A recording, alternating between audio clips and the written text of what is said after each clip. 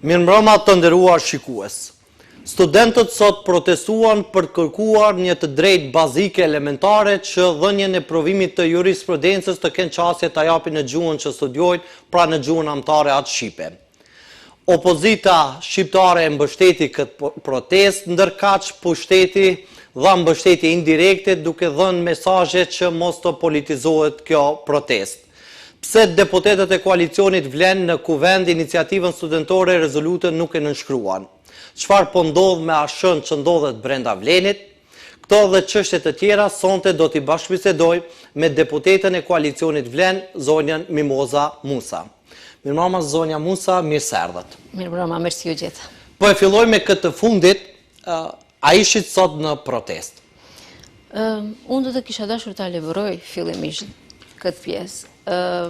Protesta është mekanizmi më i lartë për të treguar se një shoqëria është demokratike apo jo. E pikërisht për temën të cilën këta studentë sot po protestojnë është provimi i jurisprudencës në gjuhën shqipe, që unë konsideroj që në asnjë farë forme nuk duhet të politizohet. Ne duhet jemi krenar që pas shumë vitesh kemi studentë që ngrisin zërin dhe kanë hapësirën për të protestuar. Unë konsideroj se prania çfarëdo politikani, deputeti, gjitha resoreve, në këtë protest do jipte ngjyra politike protestës. Ju thatë po e elaboroj, në fakt e politizua, dhat një përgjigje të komplikuar për ta kuptuar publiku qartë dhe drejt. Deputetja Mimoza Musa pra nuk ka qenë sot në protest. Nuk kam qenë, po sigurisht unë edhe gjithë deputetët e koalicionit vlen janë në mbështetje të plot, pa rezervë të çdo proteste, edhe pikërisht të kësaj teme kaq të ndjeshme. Dakor, si përkthehet ndryshe mbështetja, derisa studentët para se të vinë deri tek dita e protestës kanë pas një iniciativë që e sjellën deri në kuvend përmes një rezolute. Nëse ju tani deklaroni që parimisht mbështetni secilën iniciativë studentore, pse nuk e nënshkruat këtë rezolutë? Rezoluta është keq përdorur nga opozita. Ne e dim që rezoluta nuk ka peshë juridike. Ne edhe mund të nënshkruanim, po kjo ishte që është përdorur për të manipuluar opinionin. Një opozitë e cila ka qenë 20 vite në qeveri dhe ka pasur disa ministra të drejtësisë, edhe ka mundur të zgjedhë shumë më përpara këtë problematik, por realisht kam pritur deri tash edhe tash si kur të mundohen bëjnë hipokritin dhe ne po mbështesim studentët, po bëjmë rezolutën, a rezoluta në fakt nuk ka peshë juridike. Tani, zonja Musa për qenë korrekt edhe me publikun, sikur se BDI do të kishte zgjidhur gjitha çështjet pse do duhet vinte të vleni në pushtet. Tani, justifikimi që vazhdimisht qarkullon është se nuk e ka BDI. Dakor, nuk e kanë bë ata, prandaj edhe janë në opozitë. Ju jeni në pushtet dhe pse nuk e mbështetet një rezolut, ju si deputete personalisht, po edhe kolegët tuaj në grupin tuaj parlamentar në koalicionin vlen, duke filluar nga koordinatori e të tjerët, pse nuk e pata arsyeshme ta mbështesni këtë rezolut? Vetëm nga mungesa e peshës juridike? Unë jam si në parim dhe me të jam për të mbështetur gjithçka. Po flas personalisht si deputete. Për të mbështetur çdo rezolut, çdo ligj, çdo gjë që vjen për të mirën e studentëve në këtë rast. Mirë po, domethënë unë jam edhe kundër asaj që zakonisht të përdoret justifikimi se nuk e bëri BDI-ja, por nuk mundemi domethënë tash ta amnistojmë gjithë ato vite pushtete dhe të themi se të presim të kemi pritshmëri për 2 vite të zgjidhen krejt problemet që janë lanë prapadore. Ne, në vend që të nënshkruajmë një rezolutë e cila nuk ka peshë juridike, kemi ndërmarrur hapa konkret për ta zgjedhur këtë problem, dhe ato duke krijuar një grup punues brenda qeverisë, i cili dyshqyrtoi të gjitha ligjet, sepse në dijenin time ekziston një rregullore pune në kuadër të Ministrisë së Drejtësisë. Ajo rregullore parashet certifikatën e noterit dhe juristit që mund të bëhet kërkesë të merret në 2 gjuhë, maqedonisht dhe gjuhën shqipe, por nuk është precizuar asnjëherë domethënë se në cilën gjuhë mund të jepet provimi. Ne jemi duke punuar në vazhdimsi që mos lëm hapësira ose të sjellim zgjedhje ligjore të cilat do jenë gjysmake, që mos vinë nesër dhe një qeveri pas 20 viteve të thotë të merret me këto probleme. Dakor, megjithatë, nga këtu kolega juaj oponente, zonja Rina Ajdari, Kur e kemi pyetur për çështjen e rezolutës, ka thënë që e kemi gjithë deputetët shqiptar, përjashto deputetët e koalicion vlen, nuk e kanë nështruar as këtë rezolut, e as rezolutën në të cilën parashihej mbrojtja për krerët e UÇK-s që gjykuan në Hag. Pra, bëhet fjalë për dy rezoluta, për dyja tangohet çështja shqiptare, deputetët e koalicionit vlen i marrin me rezervë dhe vlerësojnë se nuk duhet më nënshkru as ajo rezolut dhe as kjo për cilën sot po flasim. Në këndvështrimin tim, po e them gjithmonë, të dyja rezolutat janë këtë përdorur vetëm për pojena politike. Në të dyja rastet. Tani, çfarë peshë do kishte nëse mbështetja jonë është dhënë publikisht nga çdo funksionar, nga çdo ministër, deputet, publikisht është dhënë për të dyja rezolutat, unë mendoj që kjo pjesa tjetër pastaj bëhet vetëm për politika ditore. Tani, kur jemi tek përfundimi i protestës, mos pjesëmarrjen tuaj e justifikuat me atë që nuk keni dëshiruar me dhënë gjyrime politike, sepse mbrëm keni reaguar edhe publikisht në përkrahje të protestës, mirë po vetëm nga rrjetet sociale pa qenë prezente fizikisht në protestë. Megjithatë, sipas jush, cilat janë hapat në vijim, si do të zgjidhet kjo çështje e studentëve, sepse kur kemi diskutuar edhe me studentët këtu për këtë çështje, ata vlerësojnë se zgjidhja është në kuadër të ligjit për përdorimin e gjuhëve, edhe në kuadër për ligjin për jurisprudencë ku nuk precizohet gjuha në cilën jepet, pra me automatizëm edhe neve, pra studentët kanë thënë që na takon ta japin provimin gjuhën shqipe. Ju përmes avokatit të popullit, pra edhe deklarimet e kryeministit, thatë që do të bëjmë ndërhyrje në ligje ose do të sjellim një ligj të ri. A nuk është kjo blerje kohë, a nuk është prolongim i zgjidhjes së problemit? Jo, asesi nuk është prolongim, por është marrje kohe për të sjellë një zgjedhje ligjore e cila do të ishte, domethënë, jo gjysmake. Ne deri tash, domethënë, vazhdimisht kemi edhe ligji për gjuhët është kontestuar, edhe gjitha ligjet, domethënë, qëllimi nuk është të sjellim në ligj i cili nesër pas nesër, ashtu siç u thash edhe më para, do thuhet, nuk është precizuar, u dash të shtohet edhe një nen ose një akt një nën ligjor për të qenë i plotësuar, por ne po e marrim kohën për ta studiuar me grupin punues dhe ekspertët të cilët janë krijuar tani më për zgjedhur një zgjedhje të plotë, por që do ishte edhe gjithëpërfshirëse.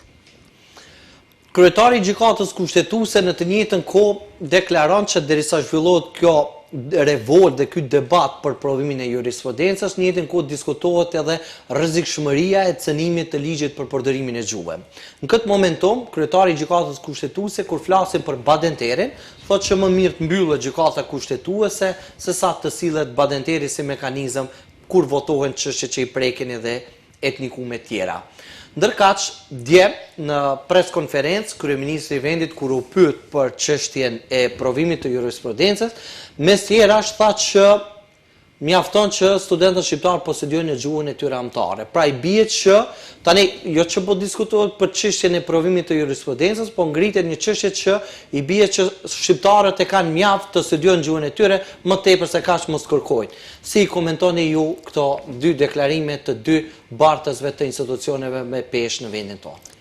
Në një shoqëri multietnike si kjo e jona, bartës të pozicioneve, të funksioneve të larta shtetërore, ashtu siç është gjykata kushtetuese dhe kryeministri, e aq më tepër që gjykata kushtetuese është organi më i lartë juridik, unë mendoj që të dy funksionarët duhet të jenë shumë të kujdesshëm në ato se si çfarë deklarohen. Dhe ruajtja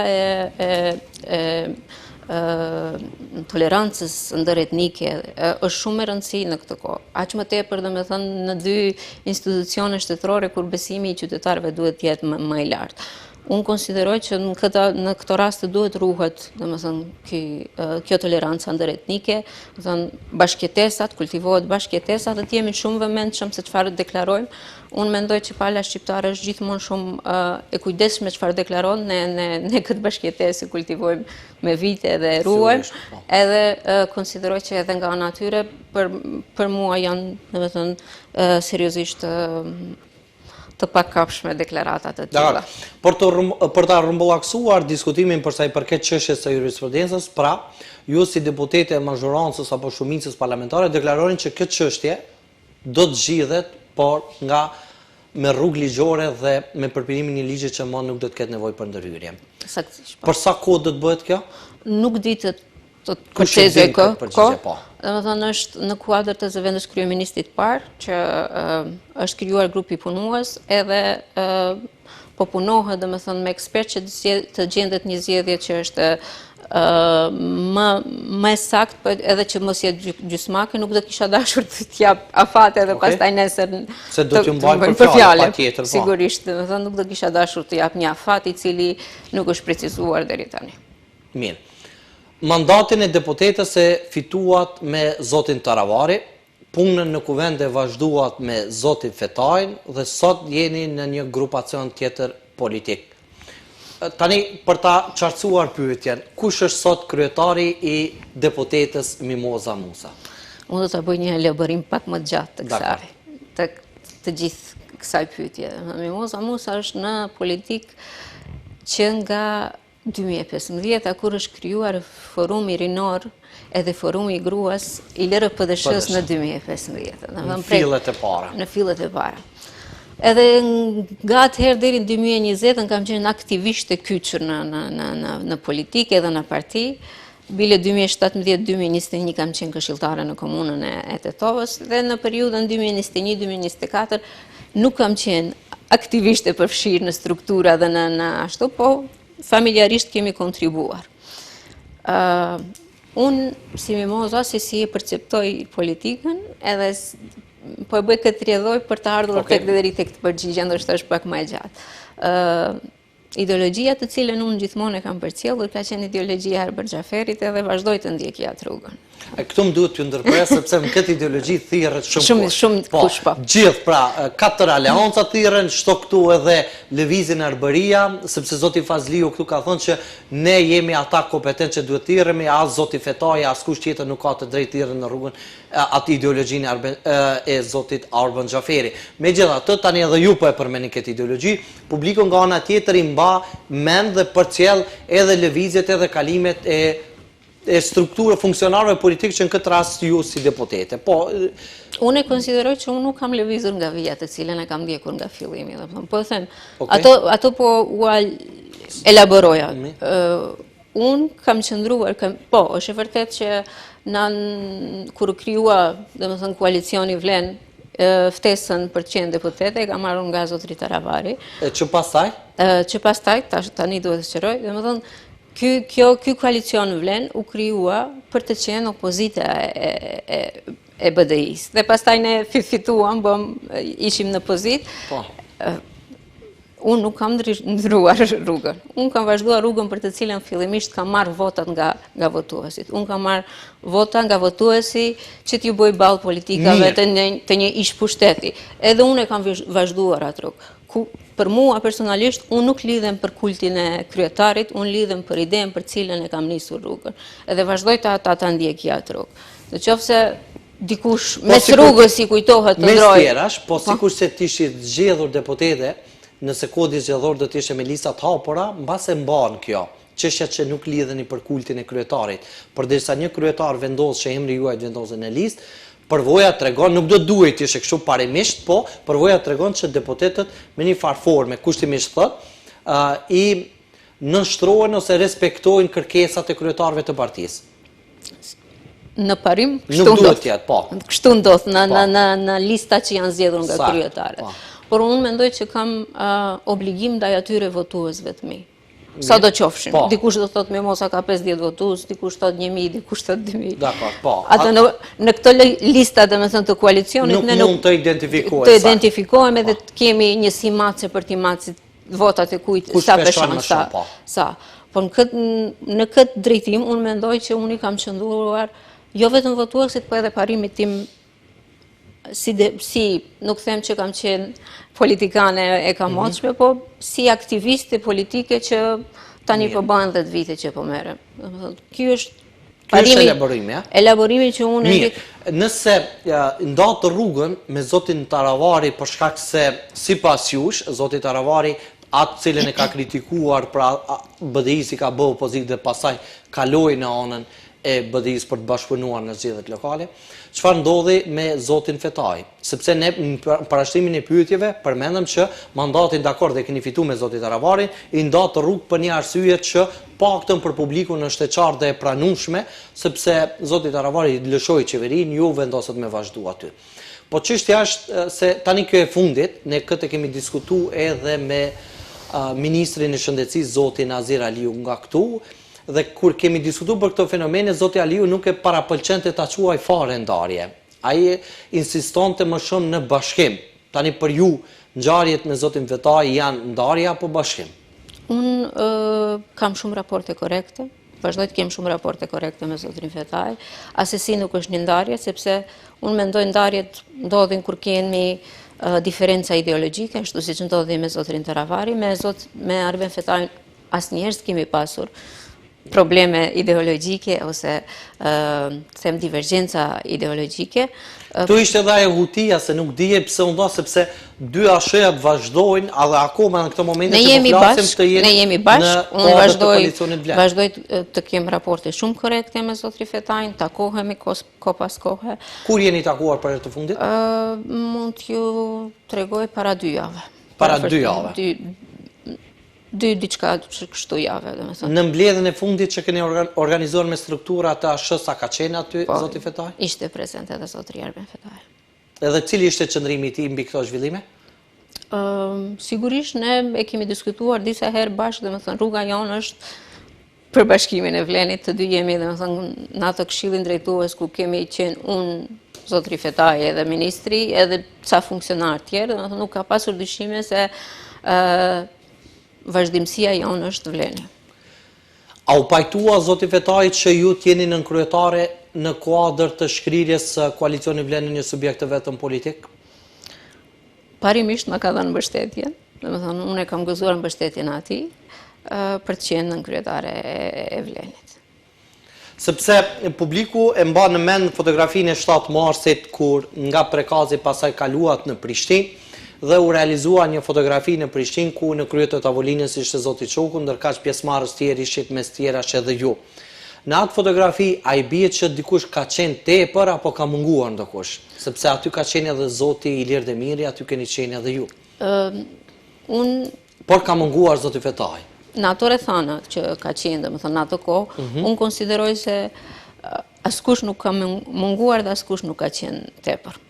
Në atë kohë, domethënë ende kur nuk kishim një vendim të saktë se kush do të jetë nënkryetar ose figura që do përfaqësoj ASH-n në Vlenë, kemi deklaruar që të dy deputetët janë përfaqësuesit e ASH-s.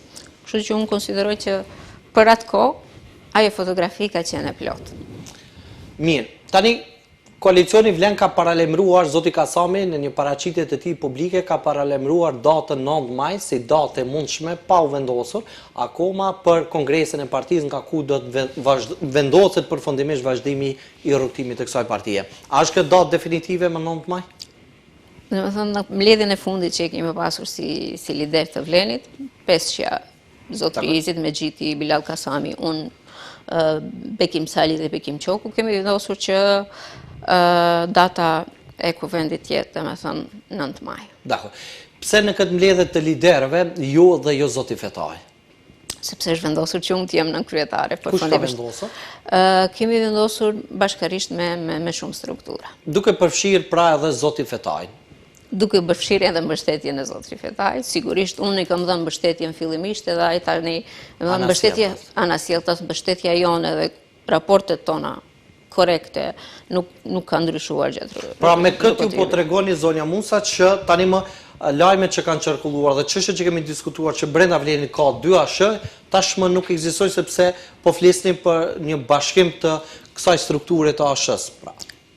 Brenda Vlenit që ndodh. Qëllimi im, unë nuk kam pasur ambicje të bëhem nënkryetare në rrethana për të bashkuar dhe për të më qenë sa e konsoliduar ASH-ja. Unë kam vendosur të jem nënkryetare bashkë me strukturat, edhe në këtë formë kemi bërë bashkimin edhe shumë strukturave tjera, por edhe kemi hapur rrugë edhe shumë aktivistëve, mbështetësve tanë që kanë ngelur në 2 ASH tjera që të na bashkohen pas një presion kushdo që ka beson në ashën e bashkuar është mëse i mërse ardhur.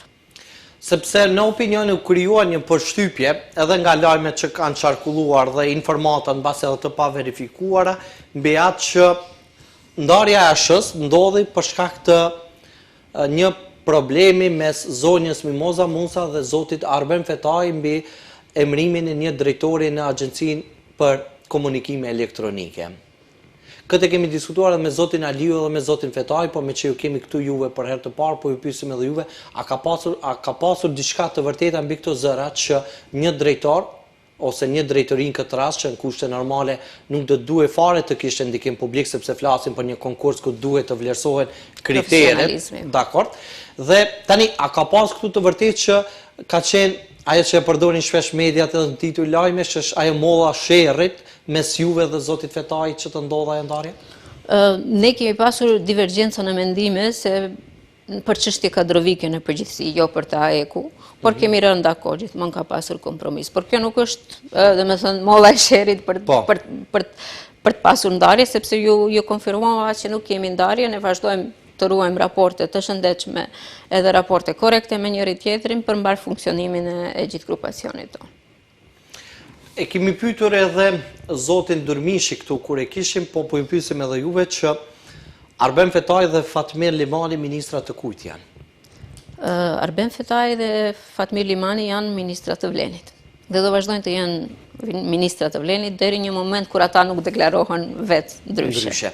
Në mbledhjet që keni organizuar si Vlen, a kanë marrë pjesë këta dy figura si përfaqësues të Vlenit në qeveri? Shikoni mbas shkrirjes së organeve të partive gjegjese përkatëse, domethënë mbledhjet që janë mbajtur janë mbajtur 5 që ju përmendja. Kështu që nuk ka pasur hapësirë për të qenë prezent. Edhe do të ishte argument i dobët që të marrë mos prezencë atyre sikur si janë pjesë e Vlenit, por me shkrirjen zotri Fatmir Limani ishte në mbledhjen kur i shkriri besa organet, ashtu edhe tek na ishte Arben Fetaj. Jo, nuk ishit ju kur zoti Fetaj shkriu organet partijake. Unë kam qenë në udhëtim zyrtar në atë periudhë, prandaj edhe s'kam qenë prezent. Zoti Azir Aliu nuk ka qenë prezent. Zoti Latif Arifi nuk ishte prezent. Nuk mund të jap deklarata për prezencën atyre, unë vetëm mundem të them po. Sigurisht, patjetër, mirë po, sepse kur ashë, do thotë një të njëjtën kohë, ishte ajo periudha e iftarëve që ju organizonit, ndërkaq nga ana tjetër zoti Fetaj mbledhte atë strukturë me të cilin kishte komunikim për shkrirje organet partijake. Megjithatë, kjo mbas kësaj që ju po deklaroni, më është vetëm çështje e zgjidhur mes jush, madje edhe nuk ja vlen më shumë të shpenzohet kohë për këtë temë. Kryeministri i vendit ka paralajmëruar që në maj, eventualisht në qershor, do të ketë një riformatim të qeverisë, sa që publiku e njeh si fshesa qeveritare. Kush rrezikohet ose kushtimisht thënë kush mund të jenë viktimat e kësaj fshese qeveritare që do ndodh në muajt mbi? Është vërtet që është paralajmëruar një reformatimi i resoreve qeveritare, por deri me tani nuk është mbajtur ndonjë mbledhje në kuadër të partnerëve të koalicionit, në këtë rast them Vlen dhe VMRO, por edhe brenda Vlenit nuk është që është diskutuar si një temë e cila na paraprin. Momentalisht domethënë ajo që me që ju keni marrë pjesë në mbledhjen e fundit në cilësinë e përfaqësuesës së ASH-s në këtë rast si nën kryetare e arshme potenciale në kuadër të koalicionit Vlen. A keni diskutuar kush janë figurat problematike në Vlen, sepse zoti Durmishi si ministri i ekonomisë nga këtu tha që për figurat tona vendosim ne, nuk vendos kryeministri i vendit, ne vendosim kush duhet të zëvendësohet. Atë ka thënë të njëjtën edhe zoti Kasami që në bazë të vlerësimit të probabilitetit punës që e kanë bërë, domethënë sa kanë qenë efektiv dhe sa kanë qenë pasiv, në bazë kësaj do të vlerësojmë se kush duhet të vazhdojë si ministër ose drejtor i kështu me radhë. A keni diskutuar për emra të veçantë të posaçëm? Në mbledhjet pothuajse të tretë të fundit nuk është diskutuar kjo temë. Në vazhdimsi është diskutuar Bashkimi i Vlenit, çfarë do ndodh, krijimi i grupit punues brenda Vlenit, edhe vazhdimësia, domethënë e proceseve deri në kuvendin apo kongresin e 9 majit. Pas asaj do ulemi sigurisht, do shqyrtojmë sigurisht për ministrat e Vlenit, për resortet e Vlenit vendos Vleni, deri tash nuk kemi, domethënë, ndonjë bisedë me partnerit e koalicionit për ndrime eventuale të resoreve. Kjo marrëveshja mes partnerëve është marrëveshje që nga maji 2024 edhe prej atëherë nuk është stabile, pra, nuk është nuk është diskutuar për ndrim resorësh ose për diçka të tillë.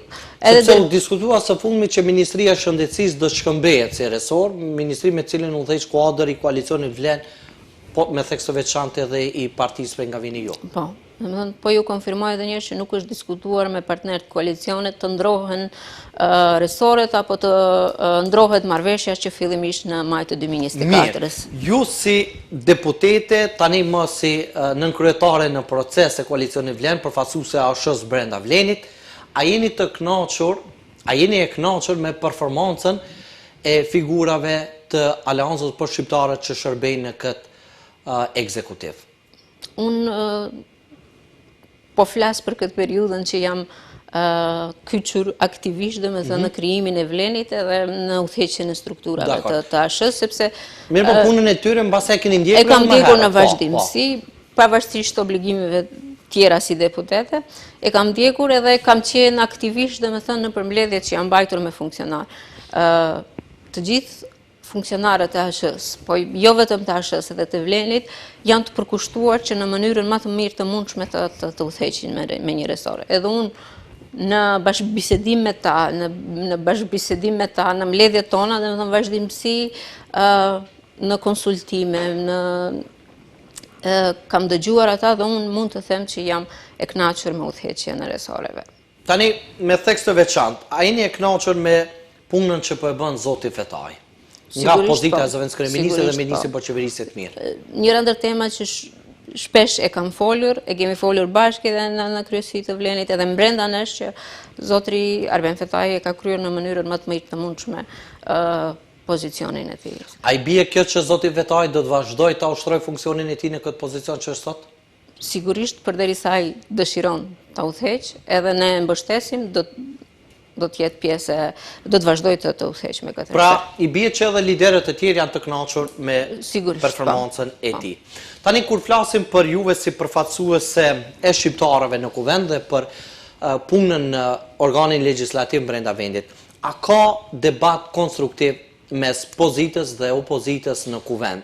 Sepse analistë shumë, kur flasim për punën e deputetëve dhe aktivitetin tyre në kuvend, janë skeptik dhe pesimist që përfaqësimi shqiptar në kuvend po çalon për shkak të mungesës së një debati të mirëfillt. Në këndvështrimin tim, edhe këtu flas personalisht si Mimoza, po jo edhe në emër të gjithë deputetëve dhe të koalicionit vlen, dhe konsideroj që niveli i debatit në kuvend duhet të rritet, edhe të jetë më argumentativ, edhe të jetë më i kulturuar. Kur them kështu më i kulturuar... Sidomos pas fjalorit të fundit të përdorur edhe nga zonja Imeri edhe nga zoti Bexheti.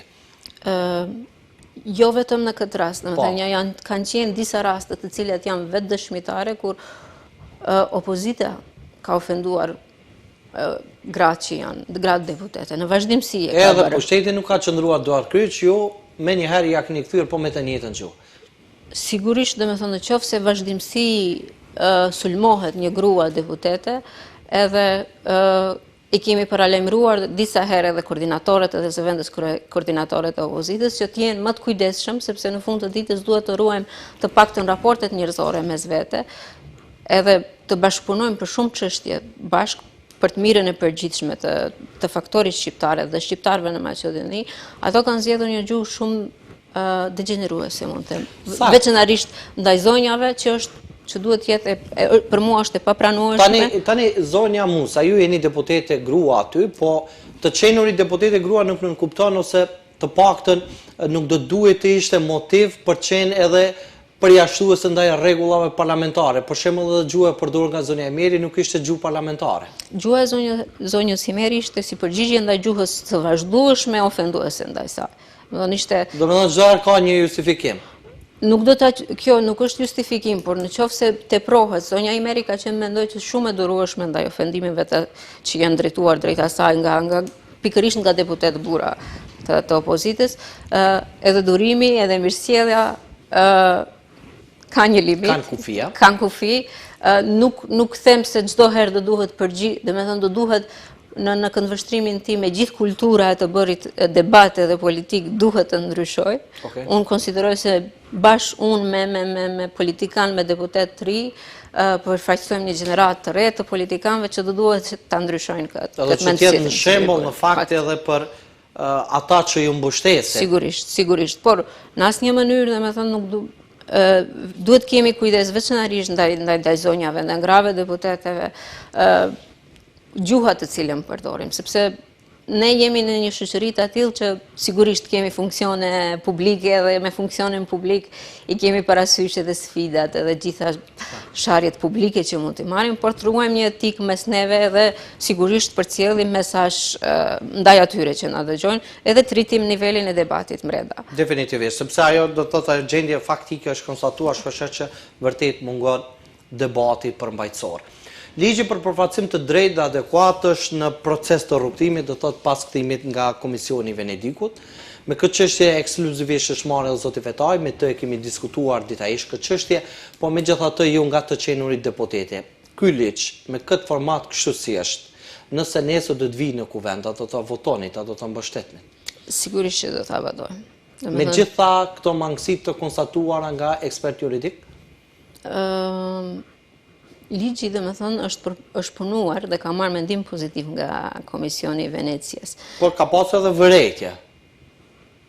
Edhe nga Komisioni i Venedikut. Megjithatë, ne këtu kur e kemi diskutuar zonja Musa përmbajtjen e këtij ligjit, kështu si është edhe me zotin Fetaj, por edhe me jurist, ata kanë theksuar që ky ligj i mungon një element kryesor siç është masa ndëshkuese në rast të mosbatimit të këtij ligji. Sepse ideja e tërheqjes së balancuesit ishte përcjell diçka që në rast se keq përdoret të ndëshkohet. Tani për tani ky ligj me këta nene që i ka, në asnjë nuk parashë masa ndëshkuese. Dhe tani ju si deputete a do të sillni për qytetarët që ju kanë mbështetur një ligj që nuk parashë masa ndëshkuese. Shikoni, mekanizmi i balancuesit si atill si ka funksionuar, më shumë është keqpërdorur se sa është përdorur për të mirën e komuniteteve në Maqedoni. Megjithatë e ka rritur përfaqësimin e shqiptarëve në institucionet e vendit. Po nuk mund të themi se ka rritur përfaqësimin në qoftë se kemi po t'i hapni domethënë lajmet domethënë prej vitit kur u shfuqizua para 2024-s balancuesi, do shihni se sa herë është keqpërdorur deklarata e etnisë kur Maqedonian paraqitur si shqiptar në noter edhe ose anasjelltas ose turqit ose shqiptar si turqi, vetëm domethënë që të kenë mundësi punësimi. Tash ne kemi një ligj i cili garanton punësimin në bazë të numërimit të popullsisë, domethënë censusit e fundit që kemi. Kjo garanton përfaqësim të drejtë në të gjithë shqiptarëve në të gjitha institucionet, në të gjitha instancat.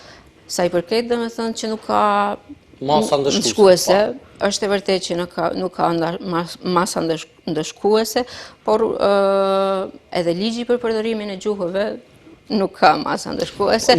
Megjithatë ka një organ të posaçëm siç është Inspektorati për përdorimin e gjuhëve, i cili ka të drejtë ligjore të ndëshkojë institucion që nuk e zbatojnë ligjin. Sigurisht, edhe në këtë frym unë mendoj që duhet krijohet edhe një inspektoriat i cili do ndjek domethënë përfaqësimin e gjitha etnive në institucione shtetërore.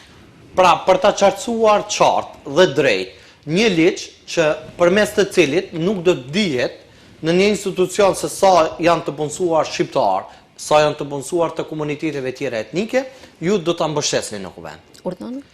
Ligji në fjalë, pra ligji për përfaqësim të drejtë adukat nuk ka mekanizma të qarta në bazë të analizave që janë bërë këtu, se si do të evidentohet numri të punësuarve në një institucion. Ne kemi marrë shembull ta zë Ministrinë e Ekonomisë përmes këtij ligji, askund ku deklarimi i përkatësisë etnike është mbi bazë vullnetare, pra nuk do të mund të matet ose të evidentohet numri të punësuarve se sa punëtor janë aty në Maqedoni, sa janë shqiptar, sa janë të komuniteteve tjera. Derisa nuk kemi shifra të tilla, është absurde të dihet se si do të bëhet balancimi, sepse flasim për përfaqësim drejt dhe barabart, ku në kuadër të këtij ligji nuk ka masa identifikuese, evidentuese të në kuadër të përkatësisë ligjit etnike. nuk ka masa identifikuese, po mendoj që nëpërmjet agjencionit të administratës do duheshin të bëjnë këto statistika, që kur të vi ligji në fuqi, domethënë të kemi një pasqyrë më të qartë se si është përfaqësimi i gjithë etnive në institucione, edhe në bazë të atyre statistikave, mandaj edhe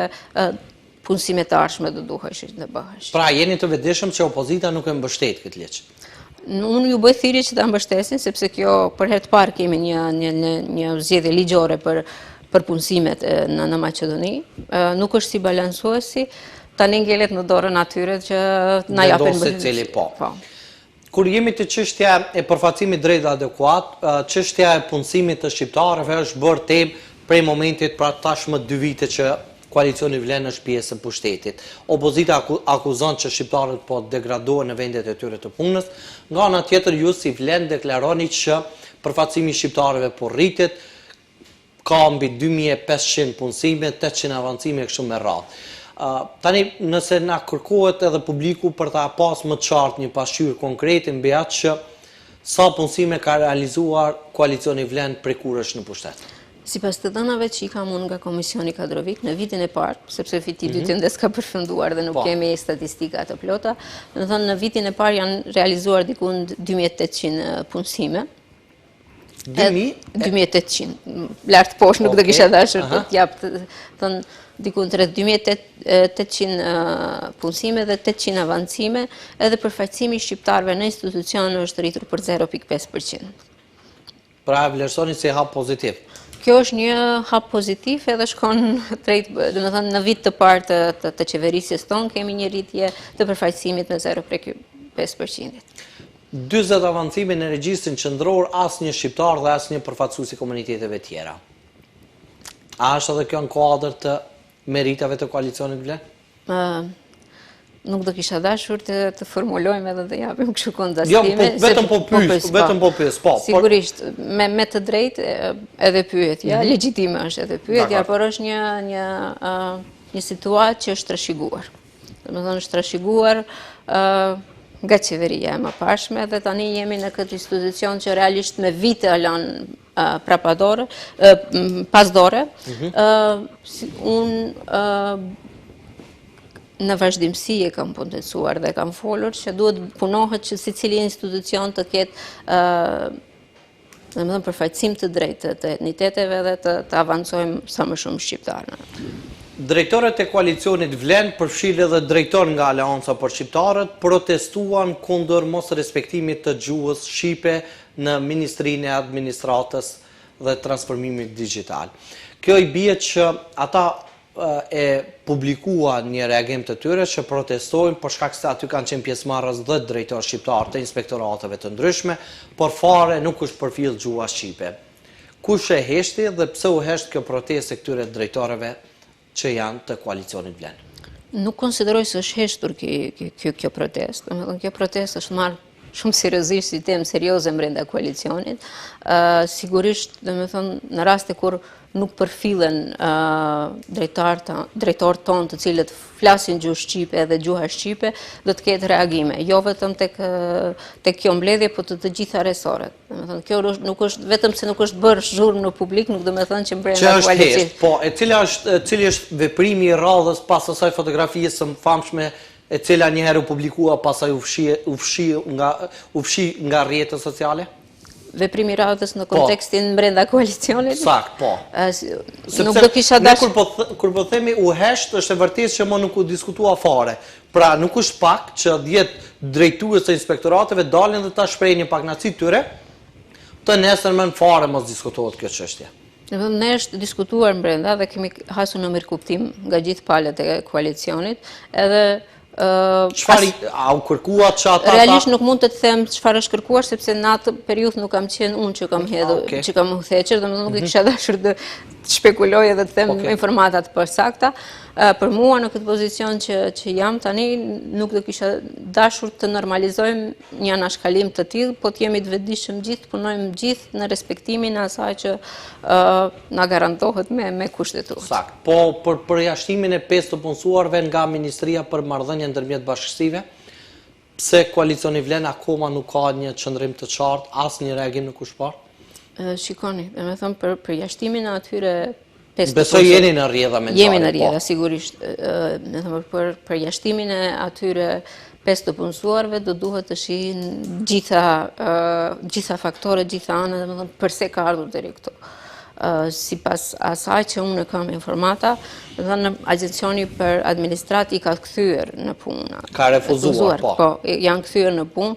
Kështu që po pasaj sërish Ministri Stojković i ka larguar, pra edhe përkundër përgjigjes refuzuese nga ana e Agjencisë Administratës, Ministri Stojković nuk e ka përfil as ligjin, as refuzimin e tyre, i ka larguar nga puna, këta shqiptarë janë sot të pa punë, dhe asnjë reagim nuk ka pasur nga koalicioni vlen. Do duhet shihet, domethënë, çfarë ka sjellur deri në një reagim të tillë të zotërisë Stojković, edhe të ndërmerren domethënë institucionet përkatëse dhe të jepet domethënë përfundimisht një epilog institucional këtyre dukurive, veçanërisht që ndodhin, veçanërisht në një institucion që është aq i ndjeshëm dhe pikërisht domethënë është institucion që potencon përfaqësimin e gjithë komuniteteve.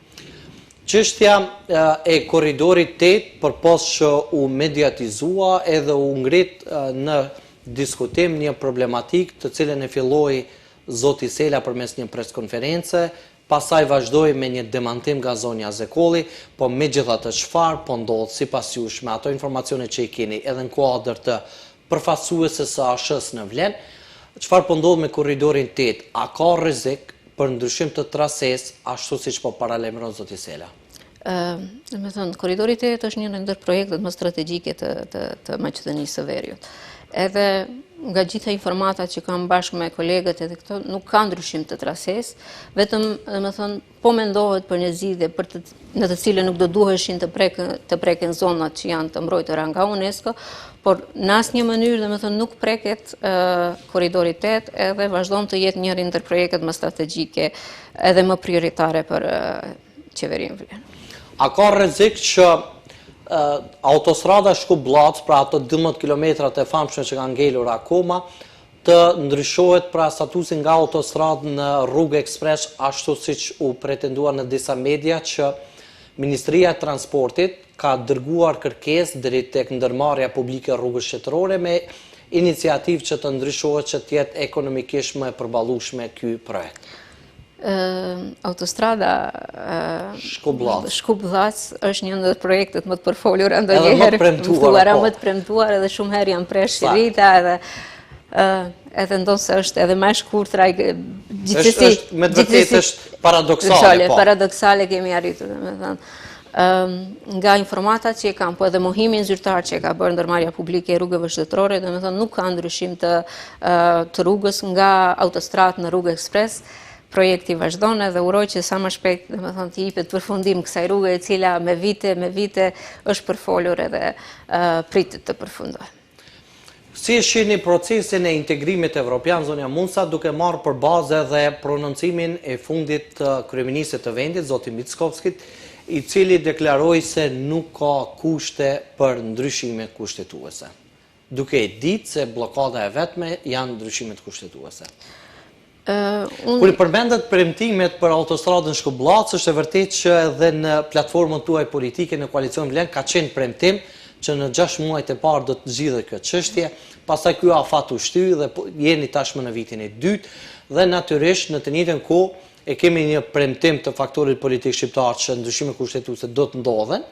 Në anën tjetër e kemi faktorin politik maqedonas që deklarojnë që nuk ka kushte për ndryshime kushtetuese. Unë personalisht e shoh procesin eurointegrues si një ndër rrugët më të nevojshme të shtetit tonë. Për shumë arsye, unë do flas për palën shqiptare, unë nuk mendoj që faktori shqiptar është pengesë për rrugën euroatlantike. Nuk ka qenë asnjëherë, edhe nuk do të jetë asnjëherë. për ne është prioritet dhe vazhdon të jetë prioritet integrimet, por duhet të jemi të vetëdijshëm se kjo nuk bëhet vetëm me dëshirën dhe me vullnetin e palës shqiptare, por bëhet edhe me vullnetin e palës maqedone dhe me vullnetin e gjithë partive parlamentare. Kur mungon vullneti duhet të ketë normalisht presion. A ka kapacitet koalicioni vlen që të bëj presion tek partneri qeverisës VMRO DPMN për ta përshpejtuar këtë proces? Ne jemi në vazhdimsi dhe duke diskutuar me partnerët tonë që ti të kalon ato, kërkesat e atyre, bile kemi ofruar edhe ndihmën tonë që ky proces mos jetë i ndaluar, sepse unë konsideroj që e vetmja rrugë e Maqedonisë është rruga euroatlantike dhe për zhvillimin e asaj. Por kjo ngele gjithmonë, domethënë, në vullnetin e palës maqedone, sigurisht që pala shqiptare, ajo çfarë mund të bëjë është vazhdimsi, të ofroj mbështetje, të dëgjoj edhe partnerët, po edhe presion ko pas kohë, domethënë për të arrirë atë që në gjithë, jo vetëm si politikan, po edhe si qytetar të këtij vendi, e dim se destinacioni i fundit i Maqedonisë së Veriut është integrimi evropian. Po tashmë e keni marrë mësimin, nuk do t'jepni data dhe afate. Sigurisht nuk do t'ishte mirë, domethënë unë jam në përgjithësi si politikane jam kundër afateve, sepse politikisht dhe nuk mund të garantosh. E ne si media zakonisht insistojmë në afate kohore, sepse kur ka afate kohore, ka pasaj edhe bazë për të bërë presion dhe për të qëndruar në ato në koordinizat të premtimeve që bërë. Kur ka afate, ka besim më të lartë, edhe tek institucione o tek përfaqësuesit. Sigurisht, në këndvështrimin tuaj ashtu, po pastaj kur nuk respektohen afatet, lind mos besimi tek qytetarët. Që do duhet të respektoheshin afatet. Do duhet të respektohen, andaj më mirë është mos japësh afate, po të respektohet marrëveshja, të punohet në vazhdimsi rreth çështjeve që i tangojnë qytetarët, më pak data, më pak fjalë, më shumë punë. Nga regjia më informojnë që jemi edhe në pjesën e fundit dhe para kësaj para se të ndodhe dhe po kthehemi në fillim me atë që e filluam, çështja e përdorimit të gjuhës shqipe në nivel vendi, ligji për përdorimin e gjuhëve sot a ka rrezik për shfuqizim nga gjykata kushtetuese? Unë konsideroj që realisht nuk ka, domethënë, rrezik për shfuqizim. Edhe pas prononcimeve të kryetarit të gjykatës kushtetuese. Gjykatësi kushtetutës, domethënë, duhet të luajë rolin e tij, domethënë si organ më i lartë juridike dhe të respektojë tolerancën etnike mes neve. Nuk mund të japëm deklarata politike, veçanërisht në një institucion të tillë. Ligji për zbatimin e gjuhëve avancon përdorimin e gjuhës shqipe, por unë e garanton në plotësisht. Dakor. Dhe po e përfundoj me këtë që vullat e Aleancës për Shqiptarët ngelen tek zoti Taravari. Tash për Aleancën për Shqiptarët që është në kuadër të koalicionit Vlen, cila është e ardhmja përfundimtare pra e ASH-s që ndodhet brenda Vlenit? E ardhmja përfundimtare e ASH-s që është brenda Vlenit, grupacionit që është brenda Vlenit, është Vleni si parti. Pra nuk ka dy aleanca, Aleanca e re dhe Aleanca për Shqiptarët tashmë nuk ekzistojnë si dy. Nuk ka, domethënë. Në dijenin time nuk ka krim të ndonjë partie tjetër. Grupacioni jonë që ka qenë prej fillimi në mbështetje të Vlenit, vazhdon të jetë në mbështetje të Vlenit, do krijohet, domethënë do jetë brenda partisë së Vlenit, edhe do vazhdoj aktivitetin e saj si pjesë e strukturave të Vlenit. Dakor. Zonja Musa, ne këtu e përfundojmë këtë intervistë. Faleminderit për kohën tuaj. Faleminderit juve, faleminderit. Shikues të nderuar, faleminderit për vëmendjen tuaj deri në takimet tona të radhës. Mirëmbëjtje.